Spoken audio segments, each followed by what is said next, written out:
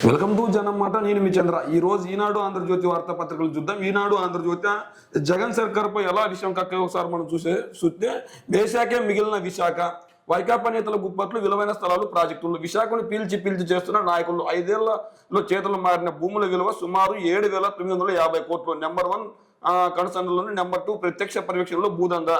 ఏదైతే జగన్మోహన్ రెడ్డి గారు ఎప్పుడైతే ఒక రాజధాని వద్దు 3 రాజధానులు ముద్దు అని చెప్పి అమరావతికే పరిమితమైన రాజధానిని అటువైపు రాయలసీమకి ఇటువైపు విశాఖ ప్రాంతానికి తరలిస్తుంటే వీళ్ళు విషయం కక్కుతున్నారు. ఎందుకంటే వచ్చే ఎన్నికల్లో జగన్మోహన్ రెడ్డి గారు మళ్ళా గెలవబోతున్నారు.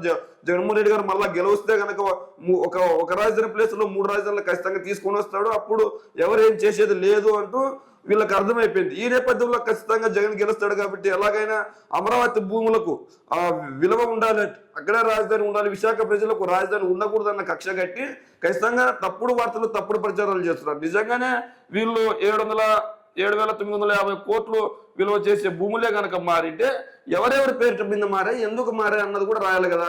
రియల్ ఎస్టేట్ అన్నాక ప్రతి చోట జరుగుతుంటుంది. అంత మాత్రాన అమ్మే వాళ్ళు ఉన్నప్పుడు కొనే వాళ్ళు ఉంటారు. అప్పుడు ఎవరు కొన్నారు, ఎందుకు అమ్మారు అన్నది కూడా రాస్తే బాగుంటుంది. అంతేగాని ఏదో జగన్మోహన్ రెడ్డి గారు మాత్రమే జగన్మోహన్ రెడ్డి గారు లేదంటే వైఎస్ కుటుంబీకులు కొన్నట్లు వీళ్ళు వార్త రాస్తున్నారు.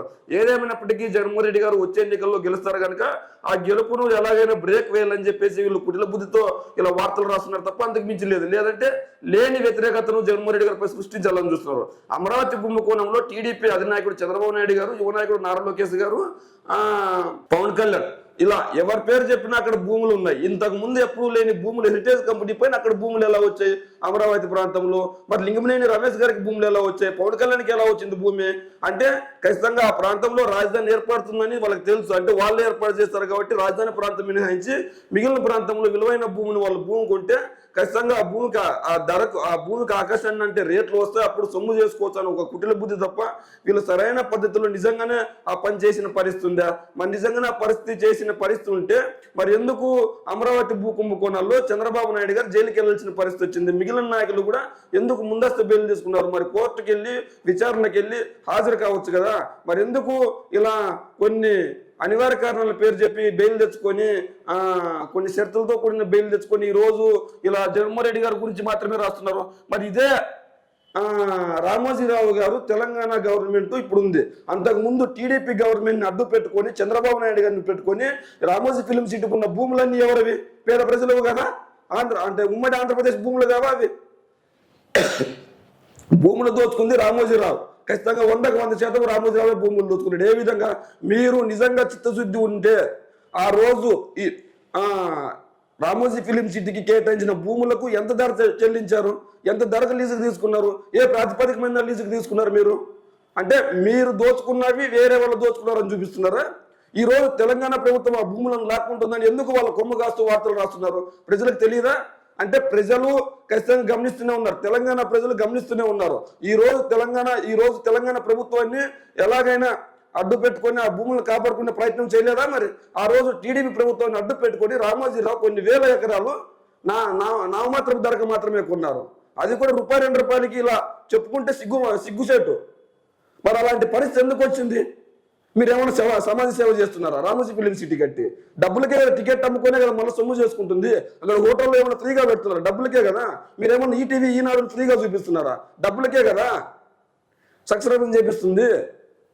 ఇప్పుడు ఏమైనా సమాజ సేవ చేస్తున్నారు మీరేమైనా? మరి మీకు మాత్రమే ఎందుకు అంత తక్కువకి ఆ రోజు భూములు కేటాయించారు అన్ని వేల ఎకరాలు? అంటే ఇక్కడ మీ కుటుంబ బుద్ధి అర్థమవుతుంది. అధికారాన్ని ఎలాగైనా అడ్డు పెట్టుకొని మీరు అక్రమ సొమ్ము సంపాదించాలని చెప్పి ఆనాడు చంద్రబాబు నాయుడు గారు గవర్నమెంట్ అడ్డు పెట్టుకుని ఎలాగైతే రామోజీ ఫిలిం సిటీకి భూములు కొనుక్కున్నారో అదే విధంగా ఈ రోజు టీడీపీ ప్రభుత్వాన్ని అడ్డు పెట్టుకుని గత ప్రభుత్వంలో అమరావతిలోనూ లేదంటే ఇంకో చోట మీరు భూములు కొనింటారు.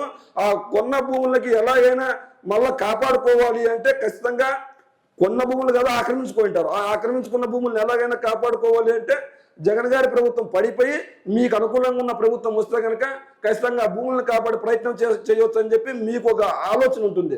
అందులో భాగంగానే జగన్మోహన్ రెడ్డి గారిని గద్దె దించాలని చూస్తున్నారు తప్ప అంతకు మించి ఏమీ లేదు. అదేవిధంగా బకాయి చెల్లింపులపై పాతపాటే 12 12వ పిఎస్సి అయిపోయిన అస్పష్టత. మంత్రుల కమిటీతో అసంతృప్తిగా ముగిసిన ఉద్యోగ సంఘాల చర్చలు. ఉద్యోగులకు చెల్లించాల్సిన బకాయిలు 21,000 కోట్లు. మార్చి 30లో 5,500 కోట్లు చెల్లిస్తున్నట్టు హామీ. ఎన్నికల కూడా వస్తే చెల్లింపులు జరుగుతాయా? ఉద్యమం కొనసాగుతుందని ప్రకటించిన ఏపీ తెరసా. మరో జగన్మాయ. అమరావతిలో ప్రజాప్రతినిధుల ఐఏఎస్ అధికారుల భవన నిర్మాణంలో 5 ఏళ్లుగా నిలిపివేత. వైకాపా ప్రభుత్వం ఎస్పీఏగా మారితే 2,000 కోట్ల రుణం వడ్డీతో కలిపి ఒకేసారి కట్టాలి. ఈ గండం నుంచి గట్టెక్కేందుకు అడ్డదారులు నిర్మాణాలన్నీ పూర్తయినట్లు ధృవీకరణ. సిఆర్డీఏ అధికారులపై ఒత్తిడి. ఏదైతే జగన్మోహన్ రెడ్డి గారు అధికారులకు అమరావతి ప్రాంతంలో ఒక సెక్షన్ మాత్రమే రాజధాని ఉండాలి, మిగిలిన రాజధానులు కర్నూలుకి విశాఖకి ఇద్దామని జగన్మోహన్ రెడ్డి గారు ఆశిస్తుంటే వీళ్ళేమో అదే ప్రాంతాన్ని డెవలప్మెంట్ చేయాలి, అక్కడే ప్రజలు ఉండాలి, అక్కడే ఉండాలి అన్నట్లుగా వార్తలు రాస్తున్నారు. ఏమైనప్పటికీ జగన్మోహన్ రెడ్డి గారు ఖచ్చితంగా ప్రజల పక్షాన ఉంటారు. అయితే డిఎస్సి నోటిఫికేషన్ విడుదల. బీఈడి చేసిన వారికి ఎస్జిస్టీ పోస్టులకు అవకాశం. ప్రిన్సిపల్ పీజీటీ టీటీలకు ఆంగ్ల భాష నైపుణ్య పరీక్ష. 2,100 పోస్టుల భర్తీకి నియామక పరీక్ష. ఉపాధ్యాయుల్లో నిబద్ధతకే అప్రెంటిస్షిప్ విధానం. మంత్రి బొత్స సత్యనారాయణ.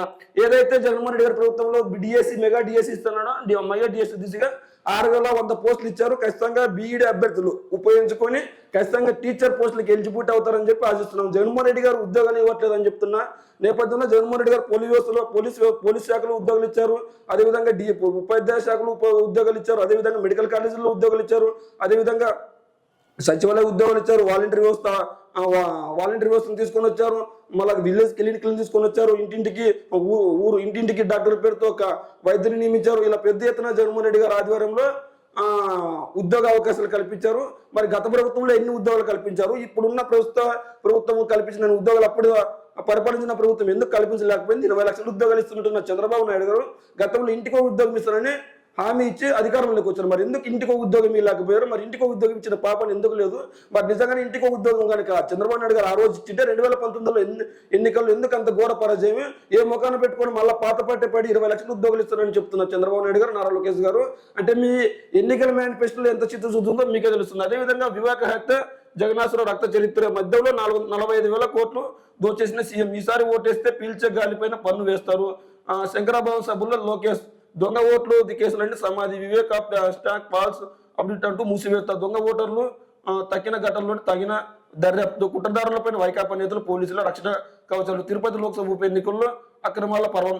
రాజ్యసభ ఎన్నికలకు నామినేషన్ల దాఖలు. వైకాపా అభ్యర్థులుగా సుబ్బారెడ్డి, రఘునాథ్ రెడ్డి, బాబురావు.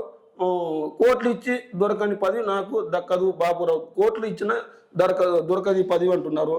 అయితే వివేక హత్య, జగన్నాథరావు రక్త చరిత్ర. ఖచ్చితంగా జగన్మోహన్ రెడ్డి గారి హయాంలో వివేక గారి హత్య జరగలేదు. ఖచ్చితంగా వివేక గారి హత్య జరిగింది చంద్రబాబు నాయుడు గారు ముఖ్యమంత్రిగా. మరి చంద్రబాబు నాయుడు గారు ముఖ్యమంత్రికి ఈ హత్య జరిగినప్పుడు ఎందుకు దోషులను ఆ రోజు కనీసం అరెస్టుగా చేయలేదంటే ఖచ్చితంగా మీ కుటిల బుద్ధి అర్థమవుతుంది. ఖచ్చితంగా 2024 ఎన్నికల్లో మీకు ఎటువంటి అసలు లేదు. జగన్మోహన్ రెడ్డి గారు సంక్షేమం చేయలేదు, అభివృద్ధి చేయలేదు, ఇలాంటి మాటలు ఒకరైనా చెప్తున్నారా అంటే ఖచ్చితంగా చెప్పట్లేదు. ఎంతసేపు చూసినా జగన్మోహన్ రెడ్డి గారు మద్యంపై ధరలు పెంచారు, వివేకానంద రెడ్డి గారిని హత్య చేశారని చెప్తున్నారు. కానీ జగన్మోహన్ రెడ్డి గారు 2019 ఎన్నికలప్పుడు ఇచ్చిన మేనిఫెస్టోని ఎందుకు అమలు చేయలేదని మీరు ఒక్కరైనా అడిగే దమ్ము ధైర్యం ఉందా?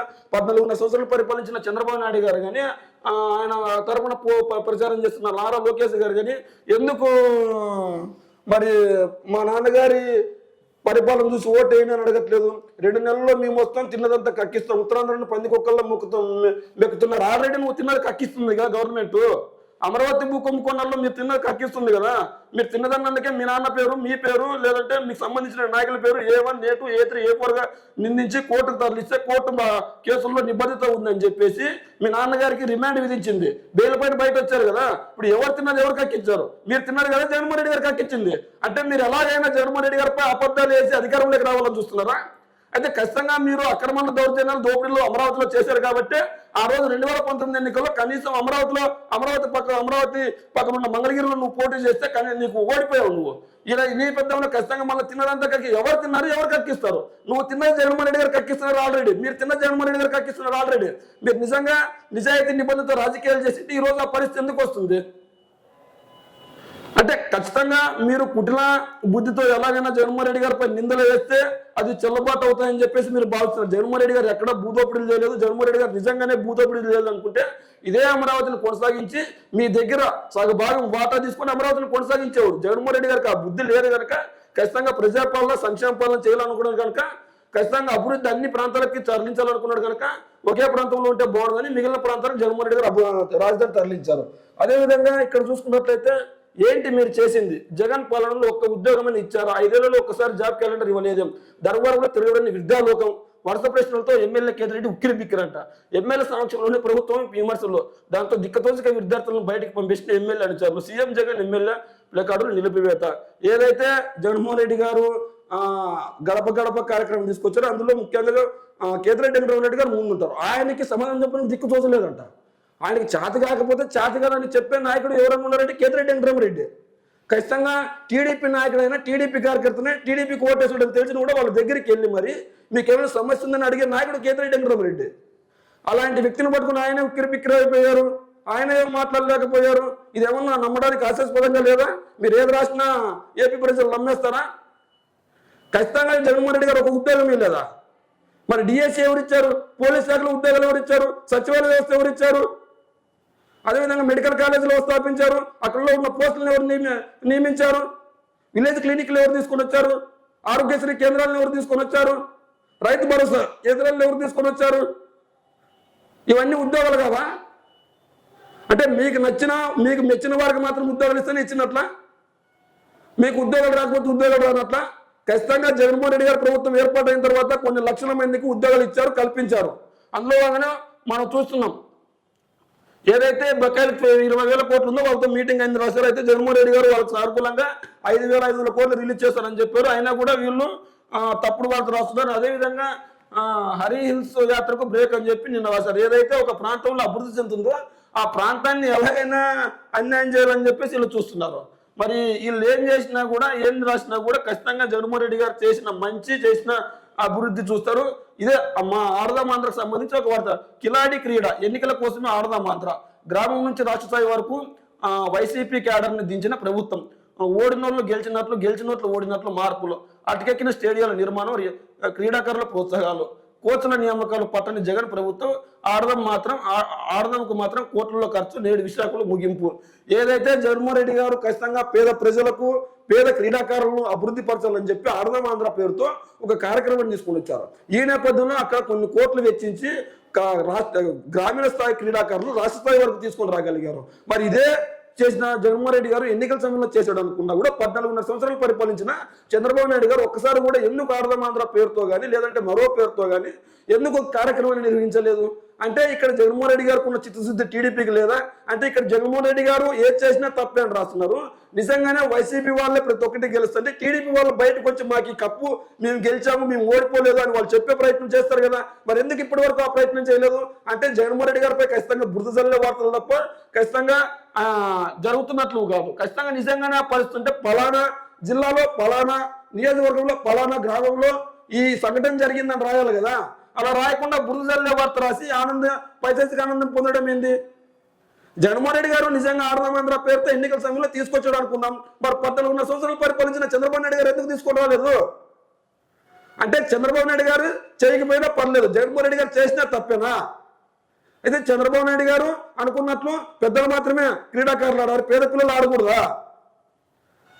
జగన్మోహన్ రెడ్డి గారు ఖచ్చితంగా ప్రజల పక్షాన అభివృద్ధి పక్షాన సంక్షేమ పాలన చేస్తున్నాడు కాబట్టి వీళ్ళు జగన్మోహన్ రెడ్డి గారిని ఎలాగైనా దించాలని చూస్తున్నారు. అదేవిధంగా ఎన్నికల కొల్లేరు ఖర్చుల కోసం 100,000 ఎకరాలు అక్రమ తవ్వకాలు. ఏలూరు రూరల్ మండలం పై చింతలపల్లిలో చెరువుల తవ్వకాలు. ఏదైతే జగన్మోహన్ రెడ్డి గారు అభివృద్ధి సంక్షేమం 2 వైపులు ఉంటారు, అందులో భాగంగా చెరువుల్లో పూడిక తీస్తున్నారని చెప్పేసి వాళ్ళు రాస్తున్నారు. ఇదే చంద్రబాబు నాయుడు గారు పూడిక పేరుతో ఎన్ని వేల కోట్లు టీడీపీ కార్యకర్తలు దోచిపెట్టారు, మర్చిపోయారా? జరిగింది ఎప్పుడో కాదు, 5 సంవత్సరాల క్రితమే. ఎన్ని వేల కోట్లు దోచిపెట్టారు చెట్టు నీరు కార్యక్రమం పేరుతో, మనం పేరుతో, దొంగలపై దండయాత్ర పేరుతో. మాకు నిజంగానే చంద్రబాబు నాయుడు గారు అభివృద్ధి చేసింటే 23 సీట్లకి ఎందుకు పరిమితం అవుతాడు? చంద్రబాబు నాయుడు గారు నిజంగానే సంక్షేమ పాలన చేసింటే 23 సీట్లకి ఎందుకు పరిమితం అయిపోతాడు? చంద్రబాబు నాయుడు గారు ప్రజాపాలన చేసింటే ఎందుకు ముగ్గురు ఎంపీలు మాత్రమే గెలుస్తారు?